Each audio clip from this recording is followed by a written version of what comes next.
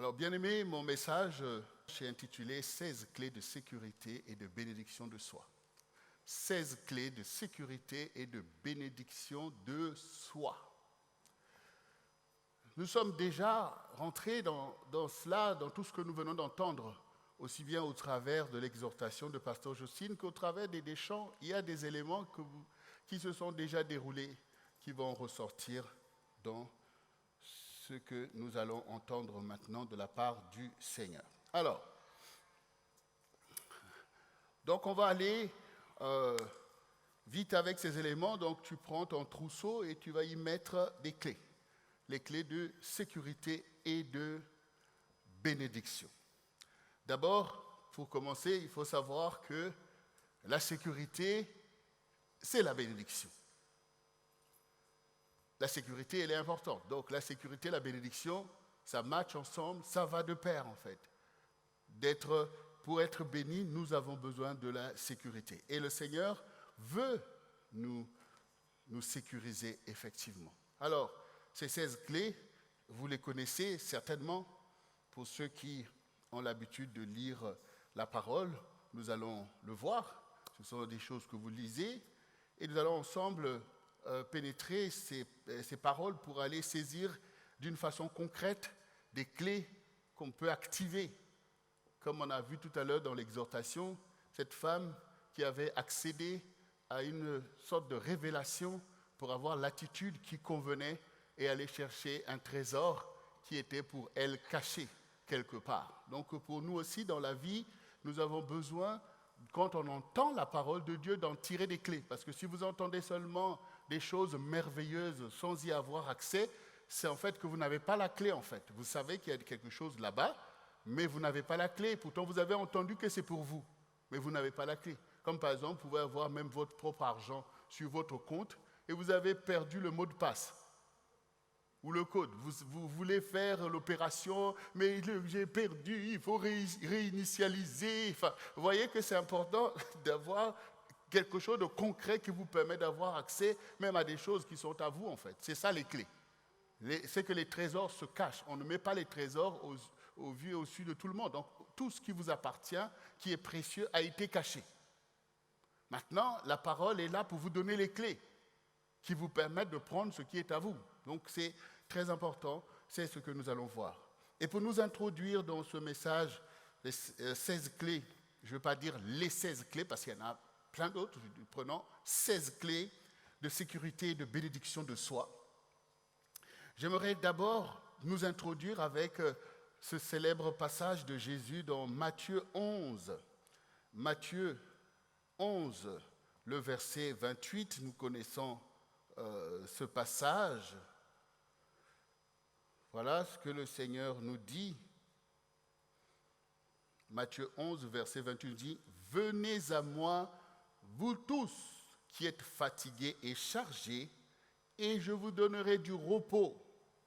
Prenez mon joug sur vous et recevez mes instructions, car je suis doux et humble de cœur, et vous trouverez du repos pour vos âmes, car mon joug est doux et mon fardeau léger. » Voici l'invitation que l'Éternel nous adresse. Il dit « Venez à moi, vous qui êtes fatigués et chargés. » Et comme nous l'avons entendu au travers de cette exhortation, cette femme aussi était fatiguée. Elle était chargée de toute cette problématique, de toutes ces réalités, de toutes ces maladies. Et elle a compris qu'il fallait aller vers Jésus parce qu'elle en a entendu des choses. Jésus était disponible, il invitait tout le monde, il guérissait tous les malades. Donc il était là. Et ceux qui se tenaient loin de lui, c'était leur choix. Mais ceux qui s'approchaient recevaient parce qu'il est le canal de Dieu. C'est le serviteur de Dieu. Donc, et il nous invite en fait. Et Dieu nous invite. Dieu nous invite, venez. Parce que nous, on a nos pensées, on a nos raisonnements, on a nos philosophies. Et on est là, il dit, venez. Et déjà, les pharisiens qui étaient des religieux comme nous, avaient aussi cette attitude négative de discutailler sur des choses. Et puis, sonder les Écritures. Le Seigneur dit, mais vous sondez les Écritures, vous croyez avoir la vie en elles. Vous ne venez pas vers moi pour avoir la vie. Il faut venir dans le contact comme on a entendu tout à l'heure. Donc ce matin, le Seigneur t'invite de venir. Et c'est au travers de sa parole que tu vas approcher Dieu. Parce que personne ne peut approcher Dieu s'il n'en a pas reçu le protocole. Or, la parole de Dieu nous déploie le protocole de l'approche de tous les fidèles envers leur Dieu. C'est la parole qui nous dit ces choses, en fait. Donc, c'est très important ce matin que tu sois intéressé à comprendre la parole de Dieu comme une invitation à ce contact, à cette intimité, au fait de savoir que le Seigneur a des choses importantes pour toi. Donc, comme je disais tout à l'heure, vraiment la sécurité. La sécurité est quelque chose de très important pour chacun de nous. Parce que quand la sécurité manque, il n'y a plus rien qui est garanti. Voilà, il faut vous imaginer ce que peut être le manque de sécurité.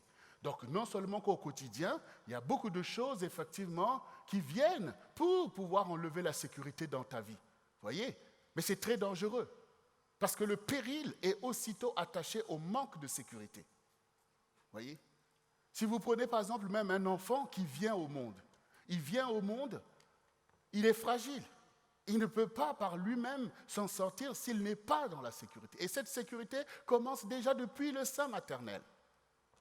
Parce que beaucoup de choses peuvent aussitôt être une insécurité, même pour un fœtus. On sait, vous savez de quoi je parle. Mais une fois qu'on est sorti du sein maternel par la grâce de Dieu, si maintenant un enfant se retrouve avec une maman peut-être qui malheureusement se retrouve dans l'alcool ou dans ceci, vous imaginez l'insécurité pour l'enfant? Ou tout simplement pour des parents irresponsables. Vous imaginez l'insécurité pour l'enfant? C'est ce qu'on entend en fait. J'entendais encore hier que dans tous les 2 ou 3 jours, il y a un enfant qui meurt par insécurité dans la maison de ses parents. C'est-à-dire des infanticides qui se produisent en fait par manque de sécurité. Mais le manque de sécurité, toi-même, tu l'as expérimenté. Tu l'as expérimenté, parfois tout simplement par des choix qu'on fait, parfois dans le milieu qu'on se retrouve. Dès que par exemple, tu arrives à l'école, boum, tu te trouves maintenant dans l'insécurité. Parce que tu vois, il y a des amis qui sont comme ça, parfois il y a la violence, parfois tu te retrouves dans un quartier, boum, c'est l'insécurité. Parce que du coup, on voit tout un tas de phénomènes, de violence, de la drogue, enfin plein de choses en fait par lesquelles l'insécurité peut nous atteindre. Et même dans certains pays, l'insécurité est omniprésente par la violence de ce qui peut se passer, que ce soit sur le plan politique ou sur le plan social. Donc il y a des pays où il y a vraiment l'insécurité, ou par des gangs qui font rage en fait. Et les gens sont dans l'insécurité. Et cette insécurité, Dieu en parle tout au long de la Bible. Quand on nous parle, par exemple, du temps où Madian venait en Israël pour pouvoir ravir toutes les récoltes parce qu'ils avaient l'ascendant sur les enfants d'Israël, on voit bien un temps d'insécurité où celui qui travaille n'est pas sûr de pouvoir jouir du produit de son travail parce que Madian va venir. Donc on voit bien cette insécurité et l'histoire même d'Israël est jalonnée d'insécurité. Et chaque fois qu'ils se retrouvaient dans une position spirituelle qui n'était pas conforme, leurs ennemis avaient l'ascendant sur eux et ils se retrouvaient en déportation jusqu'au moment où même ils ont perdu carrément le pays. C'est-à-dire que l'État d'Israël avait disparu. Voyez? Donc l'insécurité, c'est quand même quelque chose de premier plan dans notre façon de voir les choses. C'est pour ça que nous devons prier. Dans un pays comme la France, nous pouvons dire, bon oui, c'est la démocratie, on est relativement en sécurité. Mais quand la guerre a éclaté, que ce soit la Première Guerre mondiale ou la Deuxième Guerre mondiale, il n'y avait plus de sécurité. Et des peuples se sont retrouvés en insécurité. Quand on voit l'histoire des Juifs, comment tout un peuple peut se retrouver tout à coup dans une telle insécurité, dans un tel péril, quel que soit ce que tu fais ou que tu ne fais pas. Donc, c'est le règne de l'insécurité. Mais on peut voir aussi dans l'histoire ce qui remonte aujourd'hui, pourquoi on marche, Black Lives Matter, on voit bien toute l'histoire qui à nouveau met à nu l'insécurité dans laquelle aussi le peuple noir a pu marcher pendant des siècles et que beaucoup peuvent se retrouver encore dans une insécurité du fait peut-être de leur race. Cette insécurité est là, où quand tu vois que tu ne peux pas accéder aux choses qui sont ta bénédiction, toutes ces choses, c'est l'insécurité. C'est l'insécurité. Et beaucoup de gens sont en insécurité que vous soyez blanc ou noir, jaune ou rouge, l'insécurité, c'est ce qui se passe sur la terre.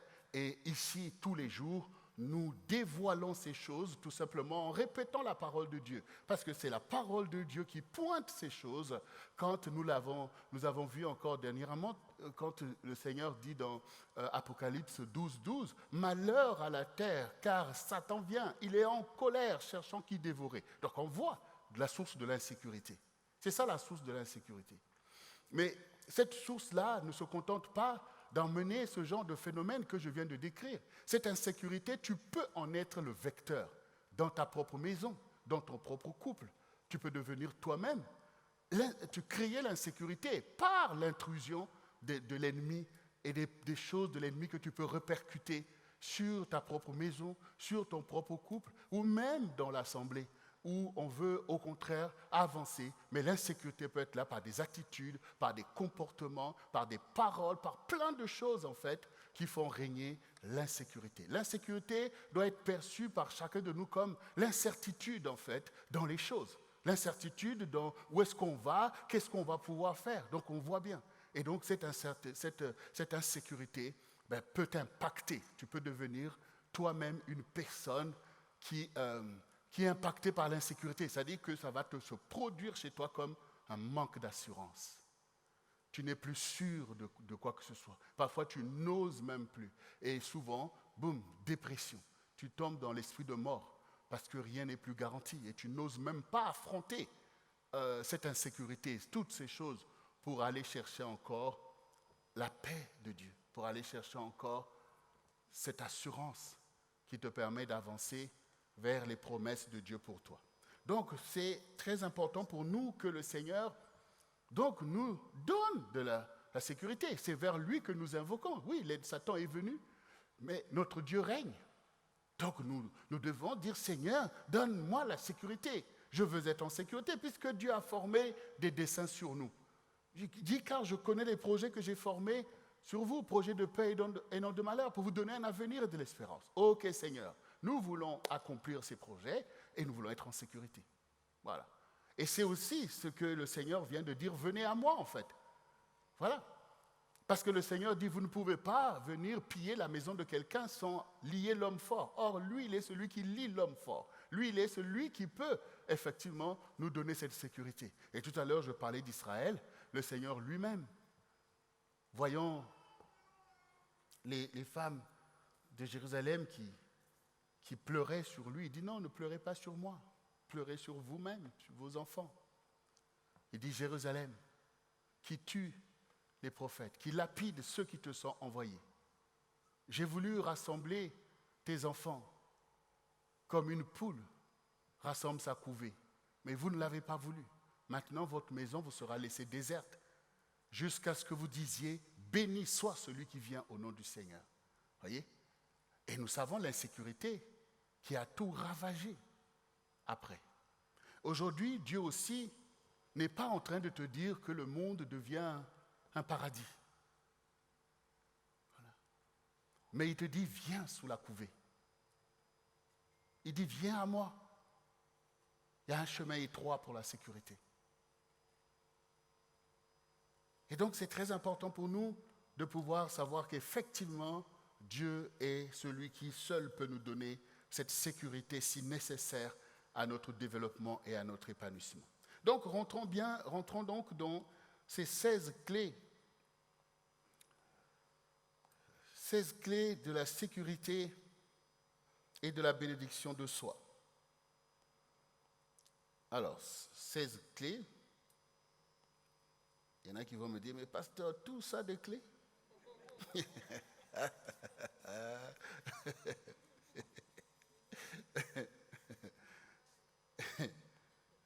C'est qu'il y a beaucoup de pièces à ouvrir. Hein? Plus tu as des clés, plus tu es riche. Il ne faut pas avoir peur des choses, il faut déjà savoir c'est quoi. Alors, donc, 16 clés, sont tout simplement 16 versets. Voilà. 16 versets d'un psaume très connu de chacun de vous, célèbre, c'est le psaume 91. quand même. Voilà. Donc, c'est le psaume de la sécurité que nous allons voir. Donc, on y va. Première clé. Celui qui demeure sous l'abri du Très-Haut repose à l'ombre du Tout-Puissant. C'est ce que nous venons de chanter tout à l'heure. Abrite-moi, Seigneur, je te révère, Seigneur, toutes ces choses. Donc, ici, pourquoi bénédiction de soi? C'est-à-dire que c'est vraiment les clés de la sécurité personnelle. Cette sécurité est d'abord personnelle. Il faut que tu retrouves d'abord, toi, la sécurité, afin d'en faire bénéficier peut-être à ta maison ou aux gens. C'est d'abord, tu dois la trouver. Et ici, il nous est dit, pour nous, notamment le peuple de Dieu, celui qui demeure. Voilà. Donc, ça veut dire celui qui fait le choix de demeurer sous l'abri du Très-Haut. Celui qui fait le choix. Tout le monde peut entendre sur Dieu, mais est-ce que tout le monde fait le choix? Non. Voilà. Celui qui fait le choix. Et dans la Bible, nous avons l'exemple, par exemple, dans la parabole de l'enfant prodigue. Voilà, un père a 2 enfants. Le cadet, à un moment, dit donne-moi ma part d'héritage. Et puis, il est allé dans un pays lointain. L'aîné n'a pas fait ce choix. Mais est-ce que l'aîné était meilleur que le cadet? Non. On le voit sur la fin. Mais l'aîné avait quand même fait le choix, malgré ses pensées, malgré tout, de demeurer sous l'abri de son père. Voilà.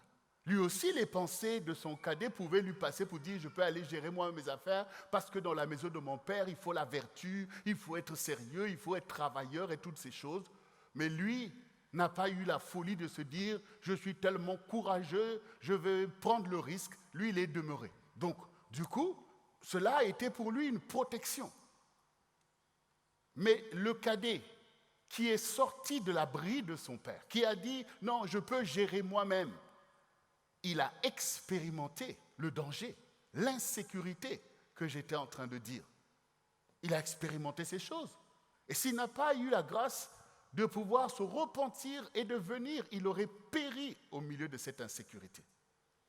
Donc, première chose, il y a un choix personnel à faire de demeurer sous l'abri du Très-Haut afin de reposer à l'ombre du Tout-Puissant.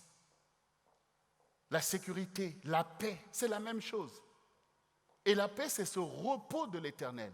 Ça veut dire que nous aussi, nous devons faire le choix de marcher sous l'abri du Seigneur, de marcher dans les valeurs de Dieu, de marcher dans la parole de Dieu, de marcher dans son enseignement, de marcher dans la louange, de marcher dans toutes les choses qui sont l'abri que le Seigneur nous donne, en fait. Dieu ne veut pas que nous puissions marcher comme les païens, parce que dans cette parabole, en fait, le fils cadet, il est allé comme les païens pour aller lui aussi à Las Vegas. Je veux vivre ma vie, expérimenter, je ne veux pas des contraintes, je ne veux pas des vertus qui m'empêchent de m'éclater, de faire, je veux faire toutes ces choses.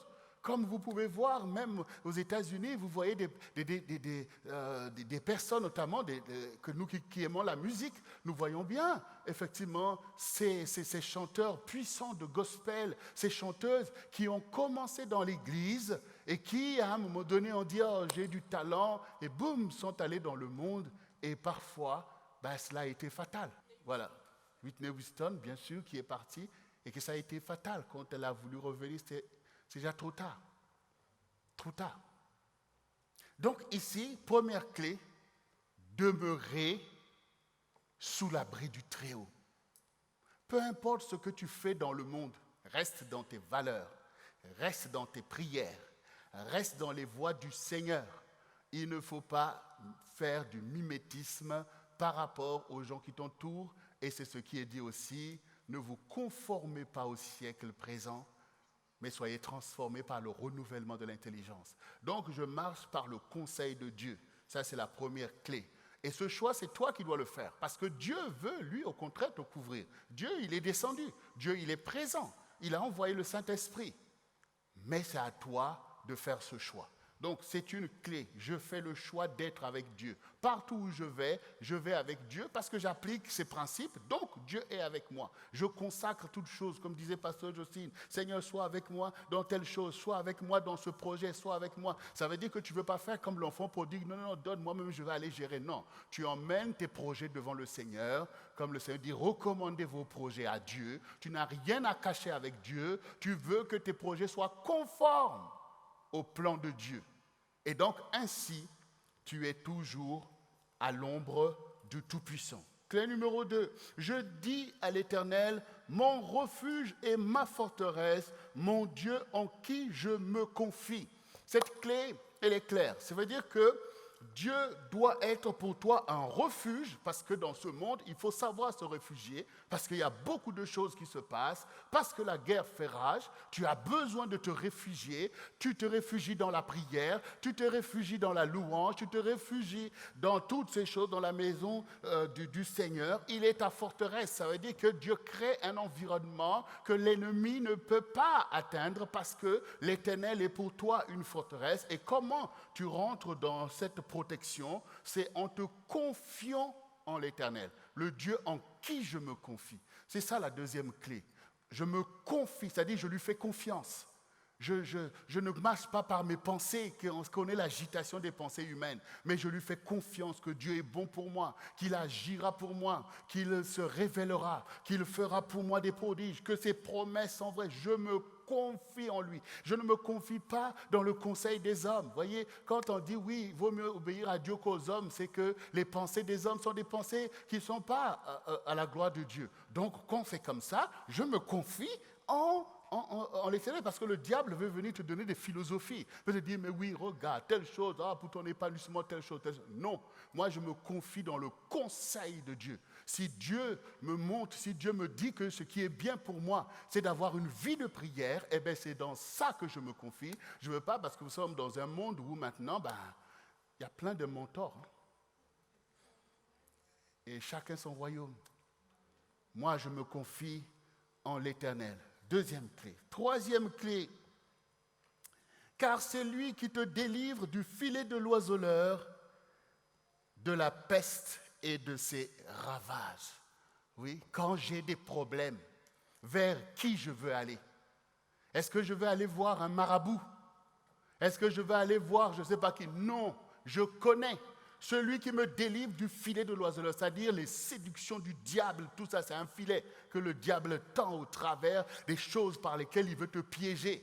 Quand je sens ces choses, quand je sens que je suis pris dans telle chose, je me tourne vers le Seigneur. Parce que l'ennemi, au contraire, il veut que tu ne puisses pas te souvenir, ni prier Dieu quand tu es en difficulté. Tu dis, oh, je vais gérer. Non, non, non, non, non, non. Quand je sens ces choses, quand je sens maintenant que mon âme est comme pris dans un filet, dans un piège, je me tourne dans la prière vers le Seigneur, je l'invoque le Seigneur et il va me délivrer du filet de l'oiseleur, c'est-à-dire du plan de l'ennemi, du plan d'attaque de l'ennemi, il va me délivrer, et aussi de la peste et de ses ravages. La peste, donc c'est le péché qui enveloppe si facilement, ces choses qui contaminent par des idéologies, par des philosophies que le diable emmène au milieu des hommes pour pouvoir en fait rendre le péché en fait comme quelque chose de banal. Voilà, donc c'est comme la peste en fait, quand ça arrive, ça infecte plein de gens, et au travers de cette peste, vous avez des trucs comme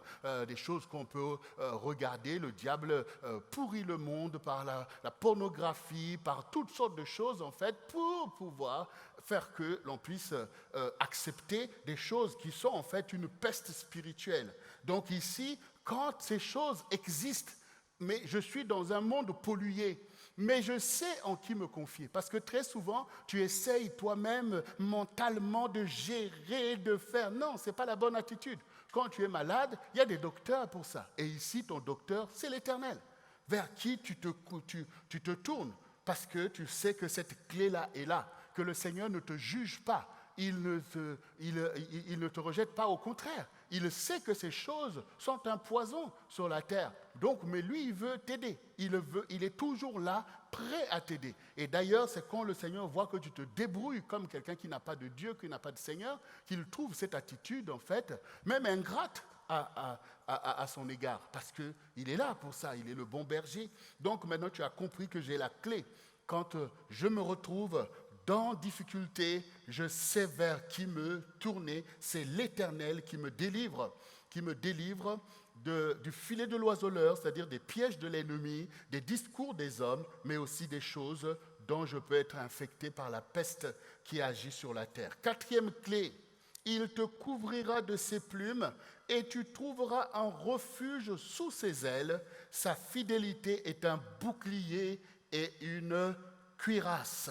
Donc ici, nous voyons, c'est l'intimité avec Dieu. Cette clé, c'est vraiment l'intimité. Vous voyez, exactement comme le Seigneur, le verset que nous avons dit, où le Seigneur dit « J'ai voulu rassembler tes enfants comme une poule rassemble sa couvée ». Donc du coup, ici, c'est de se rapprocher du Seigneur, en fait, comme nous venons d'entendre dans l'exhortation. Ce n'est pas d'être un croyant pour qui Dieu est un Dieu de loin. Non, il est aussi un Dieu de près. Un Dieu de près, en fait. Et d'ailleurs, on vous explique que parmi les disciples de Jésus, il y en avait qui recherchaient cette intimité, dont Jean, par exemple, qui venait carrément poser sa tête sur le sein du Seigneur, en fait, pour pouvoir rechercher cette intimité. Mais cette attitude où le Seigneur prenait un enfant qu'il mettait au milieu de ses disciples en disant « Si vous ne ressemblez pas à cet enfant, vous ne pouvez pas rentrer dans le royaume de Dieu. » Parce qu'il y a une question d'intimité, de simplicité, comme on a entendu. Or, un enfant est prompt à ces choses. Mais l'homme adulte, à cause des raisonnements, des pensées, mais oui, mais tout ça, on raisonne, mais si je m'approche, comment je vais faire? Comme par exemple les gens qui souvent sont là, le baptême est en train de traîner. Parce qu'ils disent, ah non, mais si je me baptise, comment je vais faire? Ça veut dire que si je me baptise et que je pêche, Dieu va me frapper. Enfin, tout ça, c'est des pensées inutiles. Dieu, il peut te frapper que tu sois baptisé ou pas. Vous voyez comment le diable, en fait, il te perd du temps, en fait. Il te perd du temps. Parce qu'en fait, tu as peur de l'intimité. Tu as peur de l'intimité. Et certaines personnes, tu peux même avoir peur de la femme que tu aimes, de l'homme que tu aimes, parce que tu vois que c'est une vie qu'il faut établir. Il y a des choses, et puis on commence à en laisser des pensées. Non, il faut réaliser, l'âme, tout ça, ça a été déjà attaqué par le péché. Et donc, dans le péché, il y a toutes ces pensées mauvaises. C'est pour ça que le Seigneur dit, vos pensées ne sont pas mes pensées. Donc, tu ne peux pas te confier sur tes pensées, ni sur tes raisonnements. C'est le piège, ce sont des mensonges, en fait. Mais tu dois te confier dans la parole de Dieu. Tu dois te confier dans des bons choix. Tu dois te confier dans ces choses parce que c'est par la foi qu'on avance. Ce n'est pas parce que ce n'est pas nos pensées qui peuvent nous assurer de ce qui va être demain, en fait. Donc ici, nous voyons bien au travers de ce passage, de cette clé, que le Seigneur veut nous couvrir, en fait. Quand le Seigneur nous envoie le Saint-Esprit, en fait, l'onction du Saint-Esprit, que tu dois ressentir parce que tu sens que l'Éternel, comme s'il a déployé ses ailes sur toi. C'est ce contact dont on a parlé tout à l'heure, en fait. Il faut rechercher cette présence forte de Dieu. Vous voyez, cette présence forte. Ou comme les poussins quand ils sont sous les plumes de leur maman, c'est ça, hein, la pousse de leur maman. Même s'il pleut, même s'il y a ceci, ils ne s'inquiètent pas, ils sont là, ils sont bien dedans.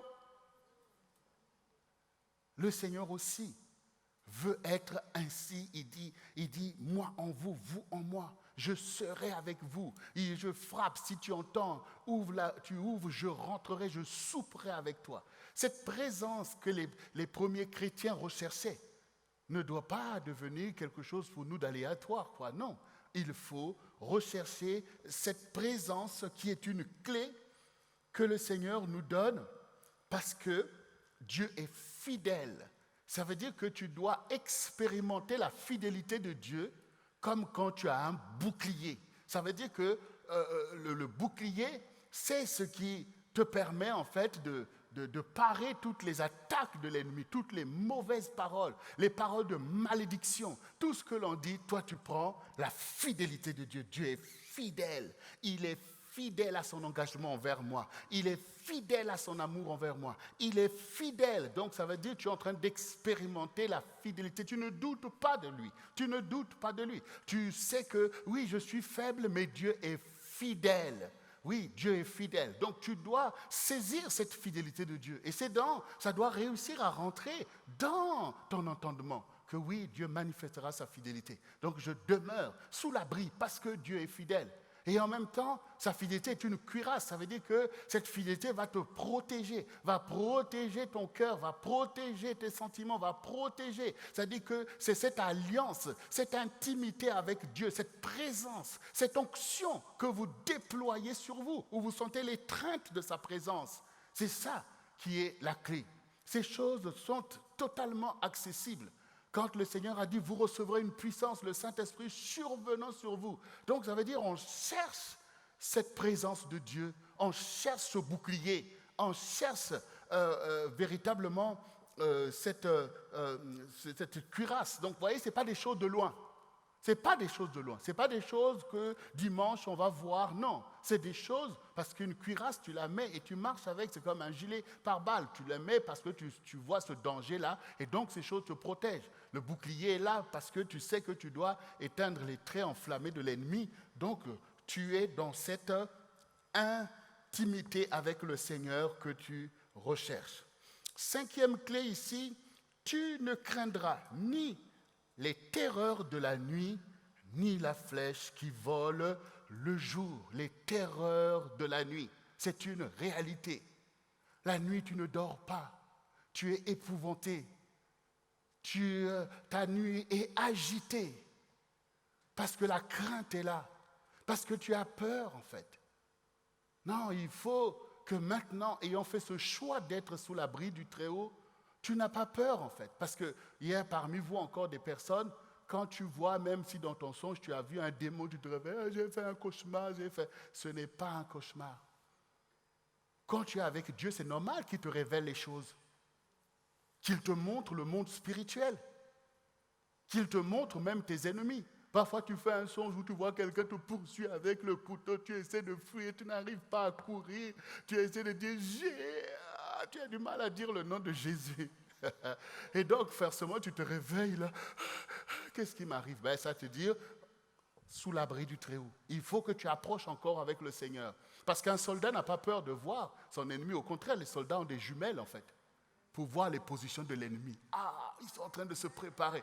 Et du coup, ça leur donne un avantage. Ben oui, ça donne un avantage, en fait, de voir, de laisser Dieu te montrer tout ce que l'ennemi est en train de fomenter, en fait. Ouais, cette semaine, je lisais encore l'histoire de Néhémie. Donc, Néhémie, pendant qu'il revient pour reconstruire la muraille, Sambala et l'autre Tobidja et tout ça, ils commencent à fomenter des plans qu'on va les surprendre, on va arriver au milieu d'eux par surprise et on va les massacrer. Et puis, ils disent ça, mais parmi eux, il y avait déjà des espions qui sont allés dire à Néhémie, voici ce qu'ils sont en train de vouloir faire. Et puis après, ils se sont positionnés, ils ont pris des armes, ils se sont positionnés. Et dès qu'ils ont appris qu'ils sont au courant, ils ont dit non. Ils ont laissé tomber le plan parce qu'ils savaient qu'ils n'avaient aucune chance si eux étaient au courant de les surprendre. Souvent, l'ennemi veut te surprendre. Et Dieu, il te montre des choses. Donc, bien sûr, l'ennemi, il va te montrer comme des animaux, des trucs bizarres et tout ça. Et ce qui est curieux, c'est que nous passons notre temps, et nous-mêmes, et à montrer aux enfants des dessins animés avec des monstres, des trucs bizarres. Les enfants n'ont même plus peur de ça. Quand Dieu te montre des réalités, des vérités, oh, c'est pas possible, j'ai vu les monstres. Ah, vraiment, vraiment. Non. Voilà, il vaut mieux que Dieu nous montre des choses, mais nous n'allons pas craindre les terreurs de la nuit. Parce que, bien entendu, vous savez pourquoi la nuit est un temps de communion forte avec le Seigneur. C'est parce que la journée, on est trop agité. Dieu aurait voulu nous parler tout au long de la journée. Mais souvent, on ne nous donne pas cette possibilité. On est préoccupé. Ceci se passe là. L'esprit veut te parler, mais c'est impossible en fait. Quand nous regardons l'histoire de Pierre qui s'est reposé, qui était sur le toit, eh bien, paf, il s'est assoupi un peu, aussitôt une vision, une nappe avec des reptiles, Dieu dit tue et mange et tout. Donc il a vu, quand il a vu ces choses, après il a compris, Dieu lui a donné un message, il n'a pas dit oh c'est horrible, c'est terrible. Donc dans sa journée, on voit bien qu'il y a des temps où le Seigneur peut lui parler, mais toi c'est impossible en fait. Et donc, le peu de temps où Dieu peut te parler, ça dit que là où tes pensées se calment, ça dit que tu te poses un peu. Déjà, au début de la nuit, ce n'est même pas possible parce que tu es toujours resté avec tout ce que tu as vécu dans la journée. L'esprit ne peut pas te parler, tout ça là. Donc, vers 3 heures, 4 heures, là où maintenant tu te poses un peu, Dieu commence à te parler. Alors, ne te réveille pas en catastrophe pour dire « Oh, j'ai fait des cauchemars ». Non, médite à ce que Dieu veut te montrer. Donc, on ne craint pas les terreurs de la nuit. Franchement. Vous savez, quand on a des témoignages, quand vraiment je suis rentré dans la relation avec le Seigneur, pour moi, quand j'ai fini de faire ce que je faisais, je courais à la maison parce que je vais avoir du temps dans la méditation de la parole. Mais quand j'allais dormir, pour moi, c'est un rendez-vous en fait. C'est-à-dire que quand je me réveille, que je ne me rappelle pas ce que Dieu m'a montré, je dis non, mais Seigneur, qu'est-ce qui se passe ? Seigneur, qu'est-ce qui se passe quoi? Parce que je sais que Dieu veut parler. Je sais que Dieu a des choses à enseigner. Et Dieu recherche ces choses. Il cherche notre oreille. Dieu cherche notre oreille. Soyez-en sûrs en fait. Donc la nuit, ce n'est pas un moment pour moi pour redouter. C'est un moment d'instruction. C'est un moment de révélation. Peu importe ce que tu vois, Dieu est avec toi en fait. Même si tu vois que tu veux être attaqué, mais si l'ennemi n'arrive pas à te joindre, c'est parce que Dieu est déjà là en fait. Donc, réveille-toi, médite et prie. Prie sur ce que Dieu t'a montré, mais surtout prends aussi connaissance des choses qui se passent autour de toi. Parce que des fois, tu penses qu'un tel est ton ami, mais quand Dieu te montre, ce n'est pas du tout ton ami. C'est ça en fait. Donc, nous ne craignons pas les terreurs de la nuit. On sait que la nuit, il se passe quelque chose. On sait que les sorciers travaillent. On sait qu'ils sont dans les cimetières. On sait qu'ils sont dans toutes ces choses. Mais toi, tu as une muraille de feu tout autour de toi. Tu as une alliance avec le Seigneur. La nuit, c'est le temps pour toi de te reposer, de te renouveler, de recevoir des instructions. Donc, tu ne crains pas les choses que les autres craignent la nuit. Oui, un tel a fait ceci, attention les sorciers, ou aller mettre je ne sais pas quoi, ou on te dit va mettre ça sous ton lit et tout. Tu viens mettre toi-même le démon sous ton lit, après tu t'étonnes que tu sois tourmenté. Non, c'est sous l'abri de Dieu que tu as besoin d'être. Voilà. Satan, il fait ce type de manigance. Tu vas voir un marabout, soit disons, il va te protéger. Mais tu t'es livré toi-même, en fait. Il va te protéger de quoi? Vous voyez? Mais c'est ta relation avec Dieu, c'est ton assurance. Vous voyez? C'est le fait que tu sais que Dieu lui-même a dit et que tu crois dans cette parole. C'est ça qui te protège, en fait. Donc, dans cette clé, nous n'avons pas peur de la terreur, des terreurs de la nuit, ni la flèche qui vole le jour, c'est-à-dire que le jour aussi, il y a des dangers. Il y a des dangers, des flèches, parfois c'est des paroles que tu entends, boum, ça fait son effet. C'est des attaques de toutes sortes. Ça veut dire que la nuit, nous sommes sous l'abri, le jour aussi, nous sommes sous l'abri du Très-Haut. Quand tu entends des discours, tu ne plonges pas comme ça dans ces discours. Ah oui, c'est vrai, vous avez raison et tout. Non. Tourne cette fois la langue avant de parler. Voilà. Parce que tout ça, c'est de la pollution.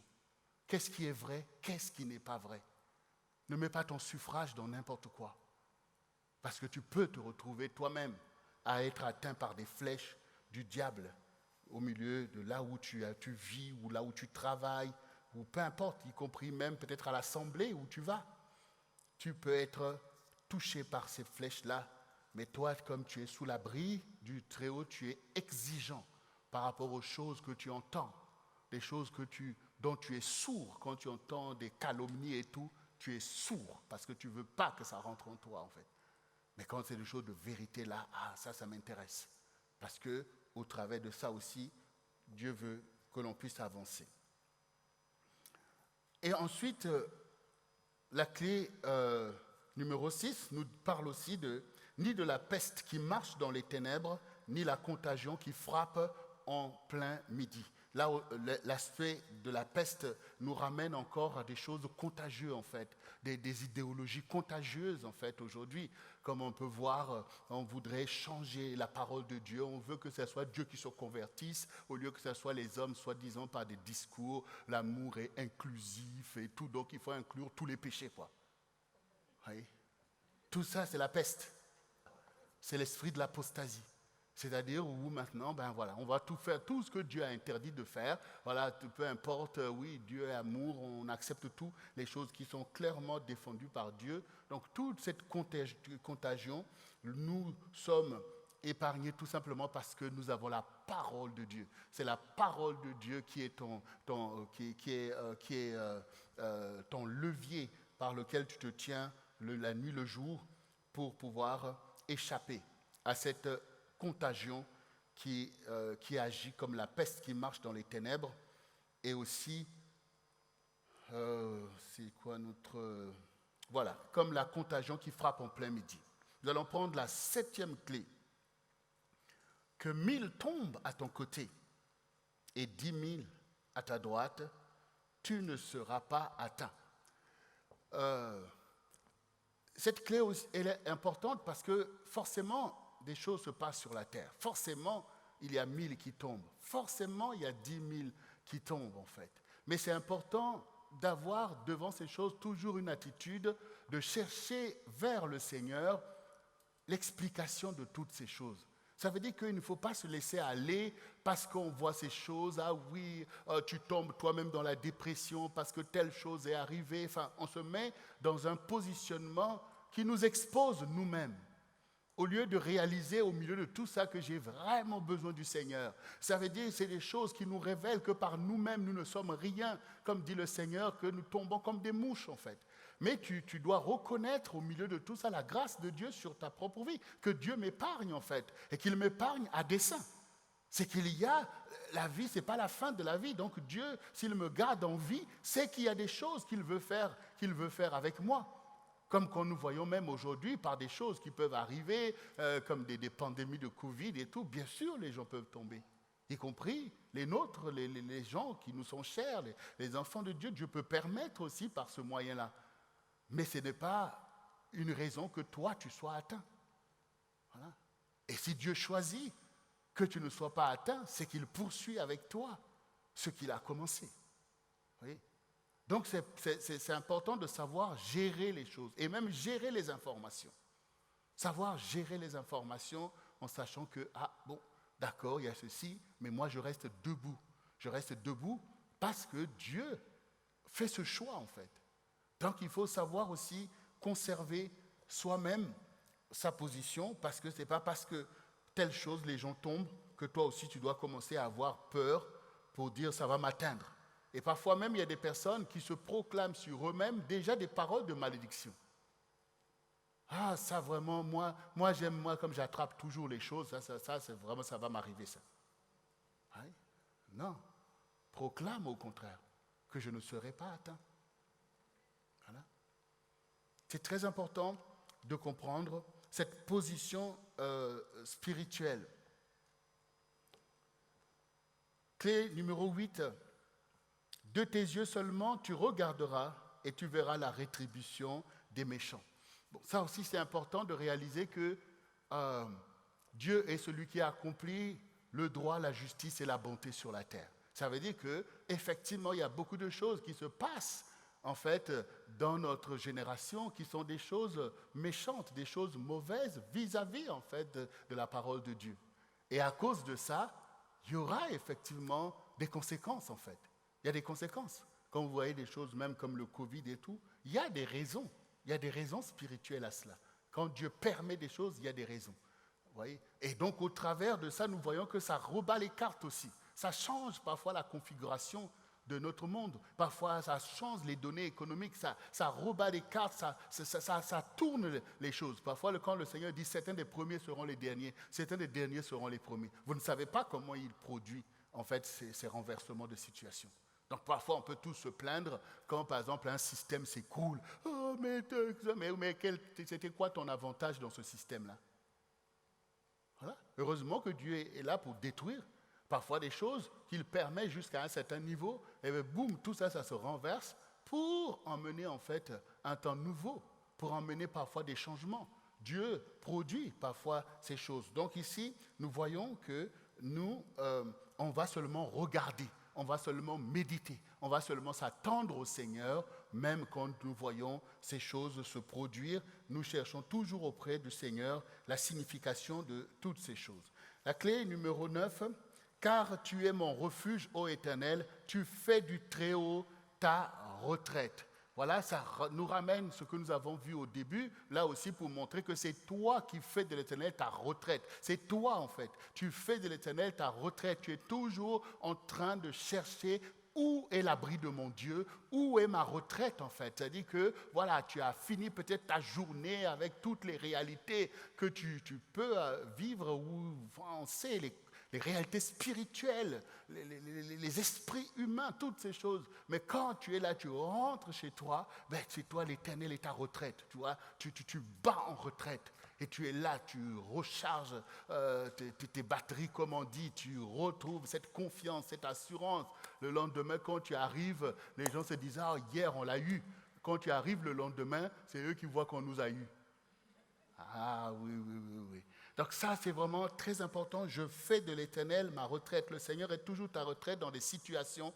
Voilà, quand le combat fait rage, la retraite est souvent nécessaire pour pouvoir requalifier les choses, pour pouvoir prendre l'option sur la victoire. Tu as toujours cette attitude d'aller toujours chercher dans le Seigneur cette retraite. La clé numéro 10, aucun malheur ne t'arrivera, aucun fléau n'approchera de ta tente. La volonté du Seigneur, c'est que aucun malheur ne t'arrive. Aucun malheur ne t'arrive. Ça veut dire qu'il faut comprendre ici que dans la vie, on peut se retrouver à être malade, à être telle ou telle chose, mais Dieu ne veut pas que ces choses puissent t'entraîner dans le malheur, en fait. Voyez ? Donc ici, il faut bien comprendre ce que Dieu est en train de nous dire. Cette sécurité qu'il nous donne, elle est dynamique. Elle est dans un monde troublé, dans un monde en danger. Ne pense pas que tu ne seras pas... C'est comme, quand le Seigneur dit, je vous ai donné le pouvoir de marcher sur les serpents, sur les scorpions et sur toute la puissance de l'ennemi, et rien ne pourra vous nuire. Donc, quand tu entends une parole comme ça, toi tu te dis que, oh, Dieu a dit ça, je n'aurai aucun souci. Non, mais c'est exactement comme un soldat victorieux qui sait que je vais gagner la guerre. Et je vous dis qu'il va gagner la guerre peut-être avec une épaule déboîtée. C'est comme dans Rambo 2. Hein? Dans Rambo 2, les gars ils se sont dit, celui-là il est mort là-bas au Vietnam, il ne pourra pas revenir. Laissez tomber, revenez, mais venez, descendez. Donc le gars, le chef là, il s'est dit, non, c'est fini d'ailleurs, de toute façon on va le tuer là-bas et tout. Rambo, il dit, Murdoch, je vais revenir et tu vas voir.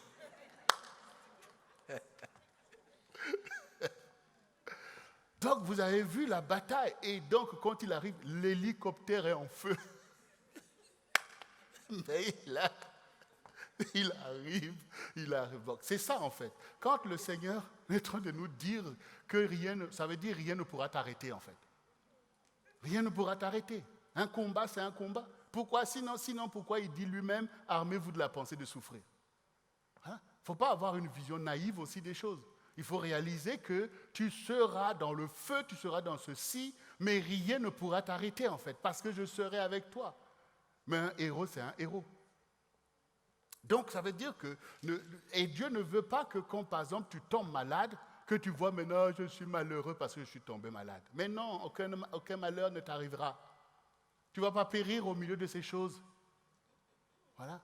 Donc ces choses ne vont pas se transformer pour être un malheur dans ta vie, un désastre en fait. Mais tu vas te relever de toutes ces choses. Et aucun fléau ne va approcher ta maison. Alors comment le fléau ne va pas approcher ta maison ? Quand par exemple tu vois des choses qui sont en train de ravager les autres maisons, ça ne va pas approcher ta maison, c'est que tu as fait quelque chose. C'est que tu as fait quelque chose. Un fléau, c'est un fléau, il veut aller partout, même dans le palais présidentiel. Mais ça veut dire que ça ne va pas approcher ta maison parce qu'au quotidien, tu n'es pas là les bras croisés. C'est que tu mettras une protection tout autour. C'est que tu es dans une alliance avec Dieu. C'est que tu vas prier. C'est que tu vas faire des choses. Vous voyez, comme on a dit, ce n'est pas de la facilité, ce n'est pas de la fatalité, ni les choses difficiles qui peuvent nous atteindre, ni les bénédictions. Ça n'agit pas fatalement. Il y a une action, il y a quelque chose à faire selon ce que Dieu t'a enseigné de faire en fait. Donc ça veut dire, le fléau n'approchera pas. Pourquoi? Mais parce que je vais travailler, je vais mettre une alliance, parce que je vais prier, parce que je vais faire mes jeûnes, parce que je vais faire ceci, je vais faire cela. Donc ça n'arrivera pas. Donc pour Dieu, il proclame ces choses parce qu'il voit que tu es celui qui a choisi de demeurer sous l'abri du Très-Haut où toutes ces choses te sont enseignées. Donc, c'est ça, en fait, le fait que le malheur ne t'arrivera pas et aucun fléau n'approchera de ta tente. Clé numéro 11, car il ordonnera à ses anges de te garder dans toutes tes voies. Voilà pourquoi Dieu va ordonner, mais c'est par ton attitude, c'est par ton positionnement que Dieu va ordonner. Il vient à ton aide, en fait. Les anges, ils disent, nous sommes vos compagnons de service. Donc, ils viennent nous aider.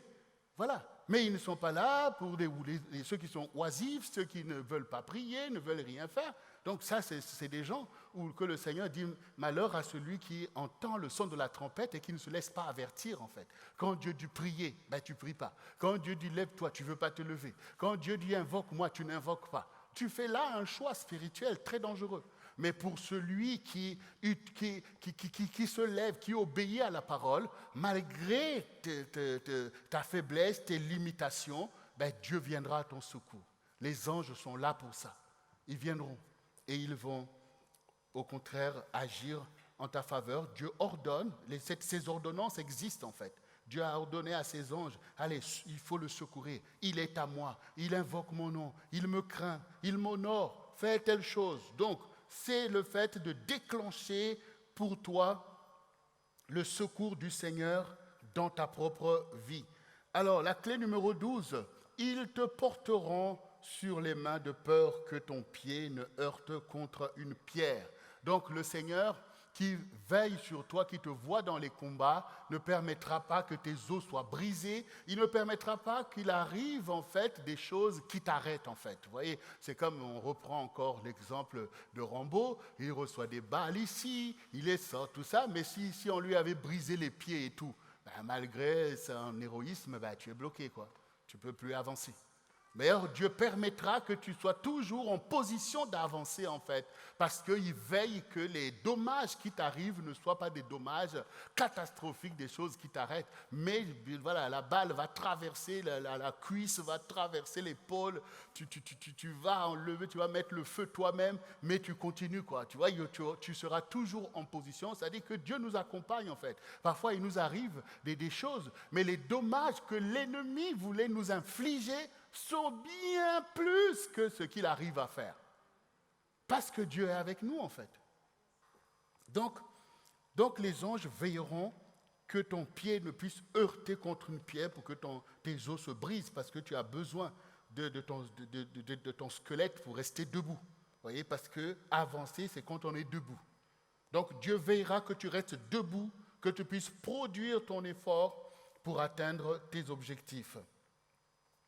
Clé numéro 13, tu marcheras sur le lion et la spique, tu fouleras le lionceau et le dragon. Voilà ce que je vous ai dit. Dieu permettra que tu restes debout.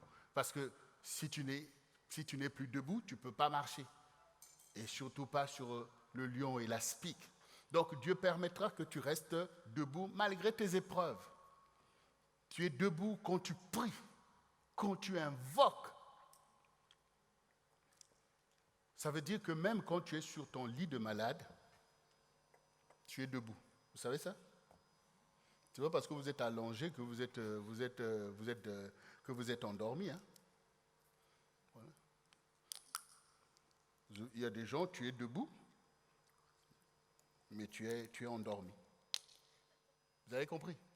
Ce n'est pas une affaire de physique, c'est spirituel. Tu peux dormir, ton esprit est debout. Et je peux vous le démontrer.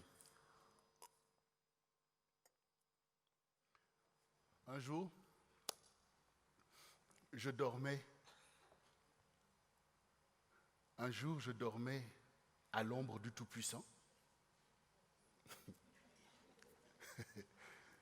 À cette époque, on était à Pierrefitte. Là, j'étais fiancé. J'étais fiancé avec Jocelyne. Donc, du coup, elle était ailleurs. Moi, on préparait notre mariage.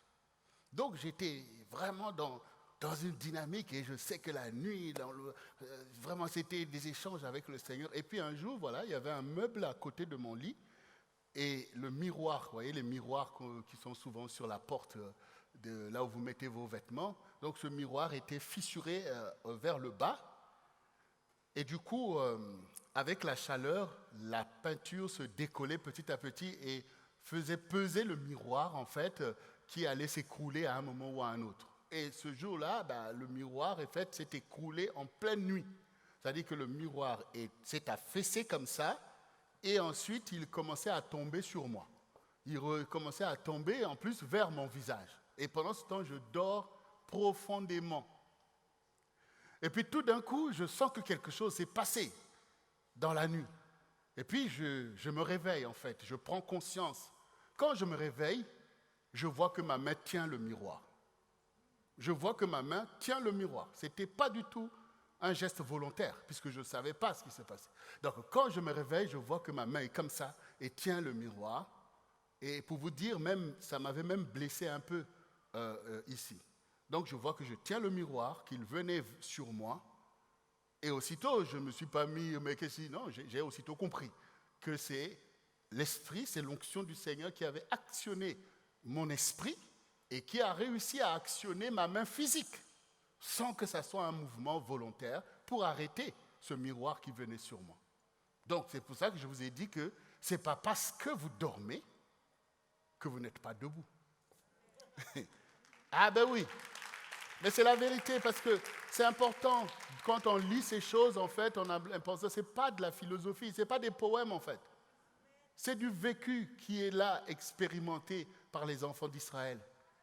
Donc, du coup, nous revenons sur le fait où le Seigneur dit « Tu marcheras sur le lion et l'aspic ». Ça veut dire que les lions, l'aspic, tout ça, c'est des esprits humains. Vous voyez, des gens que le diable forme pour pouvoir faire des dommages dans la famille, dans la société. Toutes ces choses-là, le Seigneur dit, tu marcheras dessus. C'est-à-dire, personne ne va t'empêcher de suivre ta destinée, de faire les choses que Dieu t'a dit de faire, de conquérir ta destinée, même dans ton lieu de travail, ou même si tu veux faire de la politique, mais il y aura des lions, il y aura des aspics, des gens. Quand on vous parle là, c'est des bêtes qui ne blaguent pas. Le lion, lui, ne blague pas, il ne fait pas de quartier. Tout ce qu'il veut, c'est dévorer. L'aspic aussi, quand il te pique, c'est la mort. Donc Dieu montre qu'il y aura des dangers.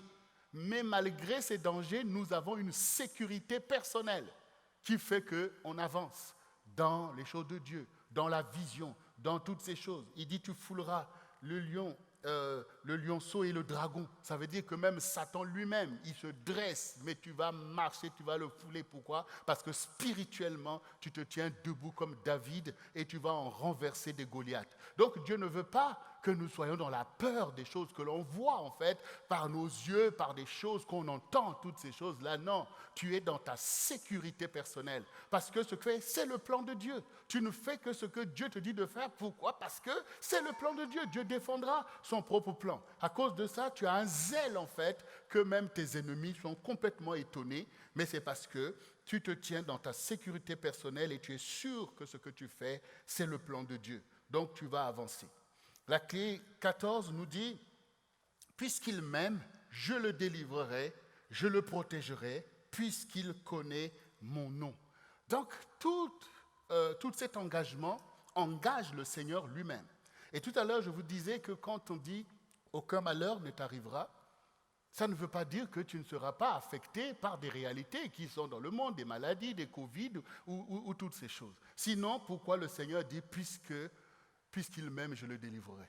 Voilà. Vous voyez, donc ça montre que toi aussi, tu peux être victime des choses, mais le Seigneur te délivrera. Il te délivrera parce que tout ce que tu fais, Dieu voit que c'est par amour pour lui que tu le fais. Toi aussi, tu peux être affecté par des pensées de vouloir faire comme toi-même. Mais par amour pour Dieu, Voilà. Par amour pour Dieu, je reste avec le Seigneur. Par amour, et cela est une clé pour toi, cet amour que tu as de Dieu. D'ailleurs, c'est la première loi, tu aimeras l'Éternel, ton Dieu, de tout ton cœur, de toute ton âme, de toute ta pensée, de toute ta force. Ça, c'est une clé. C'est une clé majeure. Dieu, forcément, est un Dieu d'amour. Il reconnaîtra cet amour, en fait. Voilà. Et donc, du coup, peu importe, dans ton combat, comme on a vu tout à l'heure avec Rambo, tu peux recevoir des balles dans l'épaule, dans ceci, dans cela. Le Seigneur dit, puisqu'il m'aime, je le délivrerai. Toi aussi, au quotidien, il y a des choses, tu auras toujours besoin de la délivrance du Seigneur. Parce que malgré ta bonne volonté, il y a parfois des choses que tu vas rater, il y a parfois des choses qui vont t'atteindre et parfois aussi dans les tribulations. Vous savez, vous pouvez vous protéger de vos ennemis, je ne suis pas obligé de le voir, je ne suis pas obligé, vous pouvez vous protéger, mais parfois, vous ne pouvez pas vous protéger des gens qui vous sont proches en fait. Tu ne peux pas te protéger de ton mari, de ta femme, de tes parents, de tes enfants, même de tes amis, même de tes frères et sœurs en Christ. Tu es là avec eux. Et parfois, il peut en advenir aussi des mauvaises choses qu'on appelle des tribulations. Vous voyez, des tribulations, des choses que tu subis parce que, comme les parents, quand leurs enfants font du n'importe quoi, ils sont obligés de les subir parce que c'est leurs enfants. Ils ne peuvent pas faire comme si, oh, tant pis et tout. Donc, tu es obligé de souffrir, en fait, ces choses parce que tu es exposé à cela. Vous voyez, c'est comme l'histoire de Jésus avec Judas.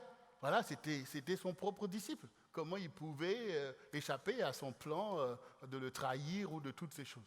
Ouais, mais le Seigneur n'a pas dit, toi, je sais tes intentions, dégage d'ici. Non, c'est son disciple.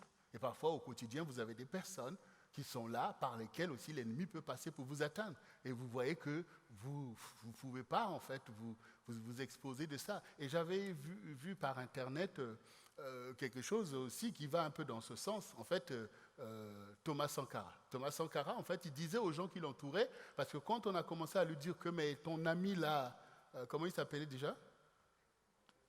Hein? Mais l'ami de Sankara, là, qui avait pris le pouvoir après lui. Voilà. Parce qu'ils sont allés à l'école, c'était des amis.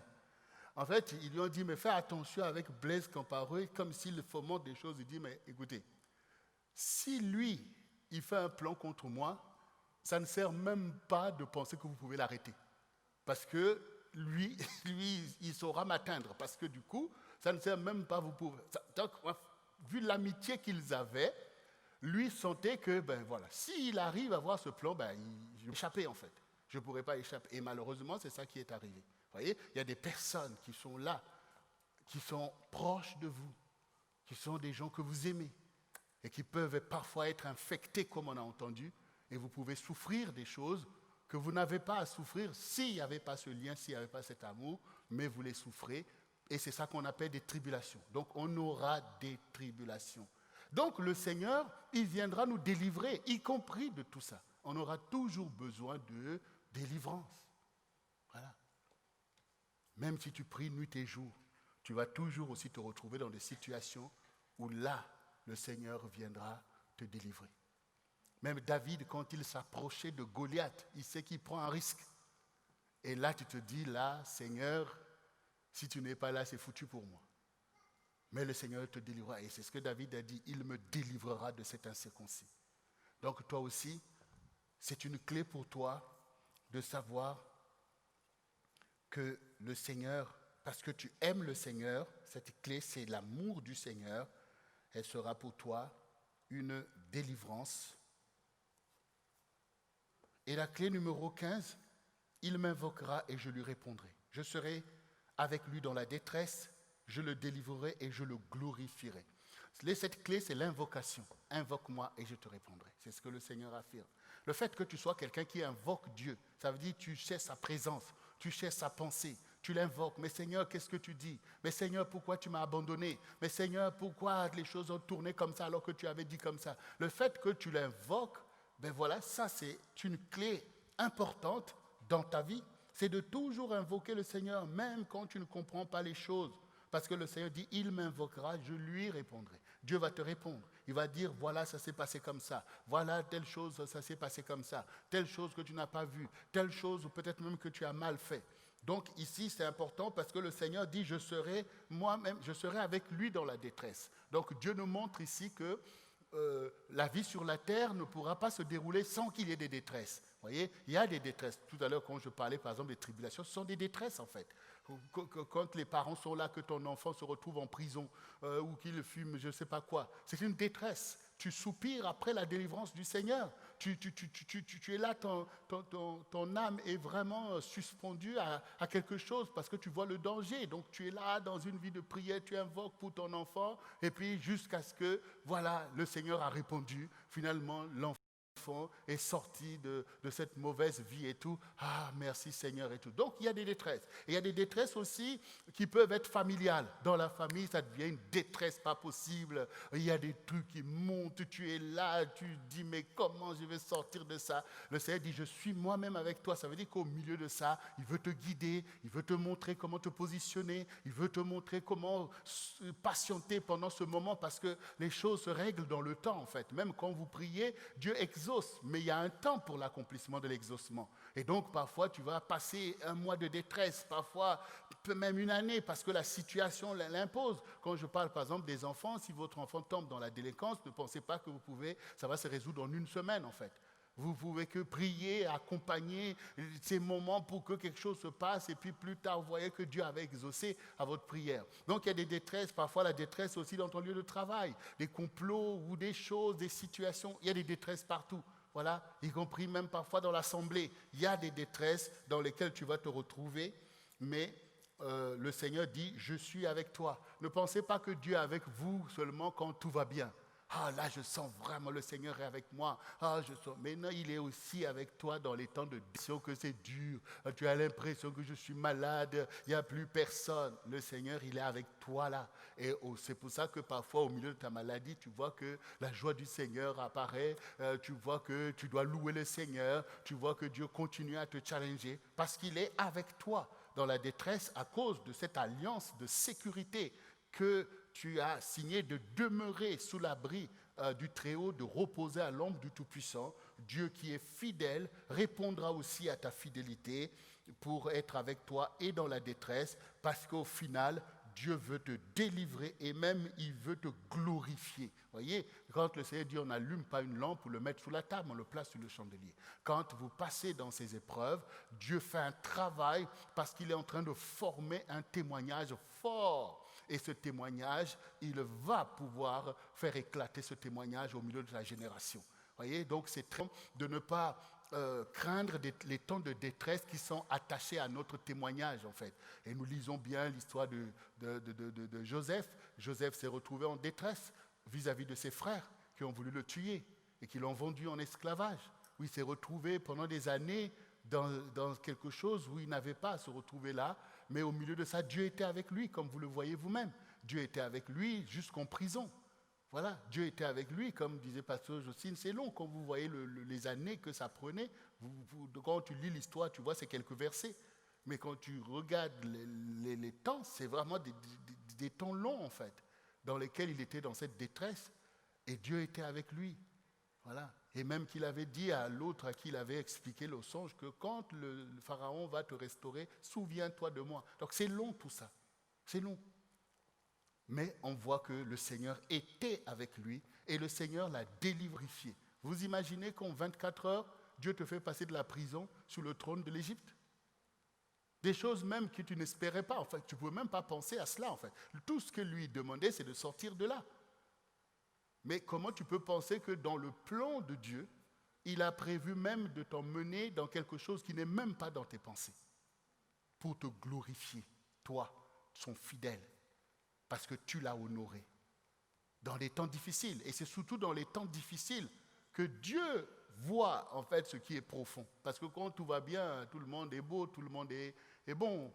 Mais quand c'est mal, quand c'est dur, et que tu as une crainte de Dieu, que tu as une pensée d'amour pour Dieu, ça c'est précieux, ça c'est révélateur. Donc le Seigneur nous donne cette clé d'aimer le Seigneur. Et la clé numéro 15 que nous avons vue, c'est l'invoquer le Seigneur. Et la dernière clé, je le rassasierai de longs jours, je lui ferai voir mon salut. Cette clé veut dire que nous croyons dans les desseins que Dieu a formés sur nous. Nous croyons dans les choses qu'il a dit et nous voulons les voir s'accomplir en fait. Ça, c'est garder la foi. Il faut garder la foi pour ne pas faire naufrage. Parce que le Seigneur dit, si la prophétie tarde, attends-la. Ça, c'est le côté où je verrai la gloire de Dieu.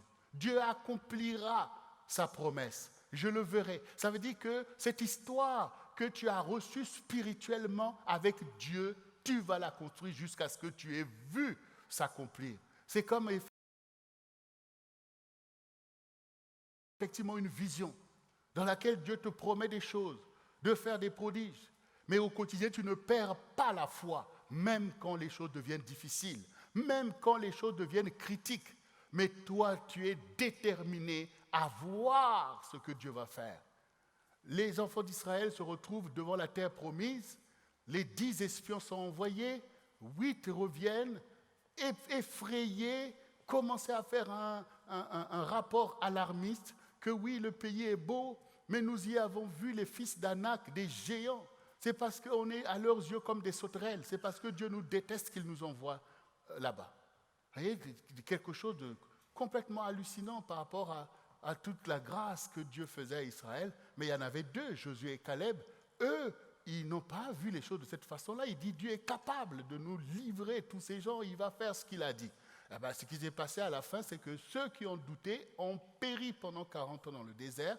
Mais Josué et Caleb, eux qui ont cru que Dieu va faire ce qu'il a dit, eh bien, ils sont rentrés dans le pays, ils y ont vécu, ils ont profité de l'accomplissement de la promesse de Dieu. Donc ici, toi aussi, c'est une clé pour toi de toujours être dans l'attitude que je verrai ce que Dieu m'a dit. Je le verrai s'accomplir parce que Dieu est le maître des temps et des circonstances. Même si l'ennemi est là, il monte, il te fait croire que tu as vu, c'est moi qui règne. Non, non, ce n'est pas toi qui règne.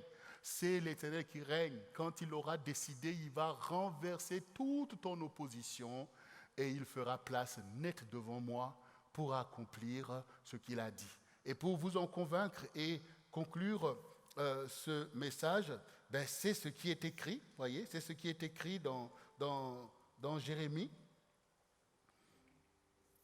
Jérémie 1. Tout juste le livre à côté, Jérémie 1, et le verset 12 nous dit quoi? Le verset 12 nous dit, alors le verset 11, la parole de l'Éternel me fut adressée en ces mots. Que vois-tu, Jérémie? Je répondis, je vois une branche d'amandier. Et l'Éternel me dit, tu as bien vu, car je veille sur ma parole pour l'exécuter. Je veille sur ma parole pour l'exécuter. Tout ce que tu viens d'entendre, c'est la parole du Seigneur. Donc ce ne sont pas des discours vains, ce ne sont pas des poèmes, ce sont des clés. Et Dieu veille sur sa parole pour l'exécuter. Ça veut dire que si tu prends cette parole comme une clé pour ta vie, comme une parole sûre, comme une parole qui engage le Seigneur, eh bien tu as tout compris. Parce que Dieu veille à ce que sa parole s'incarne, qu'elle produise ce pourquoi elle a été envoyée. Comme quand il est dit, il envoya sa parole et les guérit. Si tu prends ces paroles pour dire, j'ai la sécurité de Dieu, la sécurité de ma vie, je me mets en sécurité, que je prends ces clés, que je les active tous les jours de ma vie, au quotidien, eh bien, Dieu veillera à faire que ce que dit sa parole soit réalité dans ma vie. Car il ne parle pas en vain. Il n'est pas un fils d'homme pour mentir. Et sa parole est précieuse. Si les anciens ont expérimenté cette sécurité, eh bien toi aussi, tu vas l'expérimenter. Et tu vas l'enseigner à tes enfants, qui vont l'expérimenter en leur temps et qui enseigneront encore à leurs enfants. Et les enfants d'Israël ont raison de savoir que ce qui est de précieux chez eux, c'est la parole que Dieu leur a donnée. Quand même, ils se sont retrouvés dans les déboires. Ils ont été exporté par-ci par-là et perdu le pays, mais la même parole leur disait d'avance que quand je vous aurai dispersé dans les nations, je viendrai vous chercher de là-bas et je vous ramènerai dans votre pays. Et c'est ce que Dieu a fait. Pourquoi? Parce qu'il veille sur sa parole pour l'accomplir. Toi aussi, tu peux expérimenter des dangers. Toi aussi, tu peux expérimenter des infidélités, des choses qui t'ont mis en danger. Mais n'oublie pas la parole de Dieu que tu peux toujours activer. Tu peux toujours revenir dans le plan de Dieu. Tu peux toujours te mettre en sécurité. Tu peux toujours mettre la sécurité dans ta maison. Parce que Dieu veille sur sa parole pour l'accomplir. Dieu est content quand il accomplit sa parole. Et Dieu ne rejettera pas celui qui vient vers lui. Dieu sait que nous sommes des pécheurs. Mais il nous a enseigné la voie de la repentance. Parce que ton âme, c'est précieux aux yeux de Dieu. Dieu ne veut pas perdre ton âme. Et même Dieu veut que tu jouisses d'une bonne vie. C'est pour ça qu'il dit, en tant que bon berger, qu'il donnera la vie en abondance. Où que tu sois dans le danger, reviens à cette parole, crie au Seigneur et reviens dans la sécurité. Parce que Dieu sera lui-même avec toi au milieu de tout ce tumulte dans ton monde, mais tu seras toujours à l'abri du Tout-Puissant, comme David l'a été au milieu de tous ses combats. Aucun ennemi ne l'a emporté sur lui. Il est mort rassasié de jour, alors que c'était un homme de guerre.